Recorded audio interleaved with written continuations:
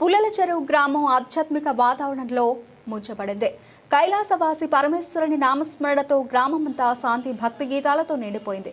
గ్రామానికి చెందిన గోపవరపు వెంకట గురునాథం గృహంలో శివస్వాముల మహాపడి పూజ ఘనంగా నిర్వహించబడింది. ఈ కార్యక్రమంలో భక్తులు పెద్ద సంఖ్యలో పాల్గొని శివుని భోళాశంకరుడిగా కరుణామూర్తిగా విశ్వసిస్తూ నామస్మరణలో లీనమయ్యారు. మహాపడి పూజ పురోహితులు ఫణిశర్మ, వడ్లమాను సుబ్రహ్మణ్యాచారి శాస్త్రోక్త విధంగా పూజలను నిర్వహించారు. మొదట గణపతి పూజతో విఘ్న నివారణ, అనంతరం శివలింగానికి విశేష రుద్రాభిషేకం, పంచామృతం, పుష్పాభిషేకం, శివస్తోత్రాలు మరియు వేద మంత్రోచ్చారణలు జరగగా భక్తులు ఓం నమః శివాయ జపంలో మునిగిపోయారు.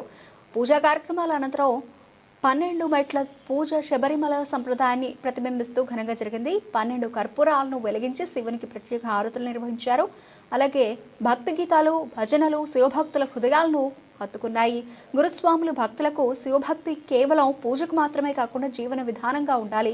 శివధ్యానం ద్వారా మనసుకు శాంతి, జీవితానికి సత్సంగతి కలుగుతుందని వివరించారు. పూజ అనంతరం భక్తులకు తీర్థ ప్రసాదాలు పంపిణీ చేయబడ్డాయి. కార్యక్రమంలో గోపవరపు వెంకట గురునాథ స్వామి కుటుంబ సభ్యులు, గ్రామ పెద్దలు, మహిళలు, యువత మరియు శివభక్తులు పెద్ద సంఖ్యలో పాల్గొన్నారు.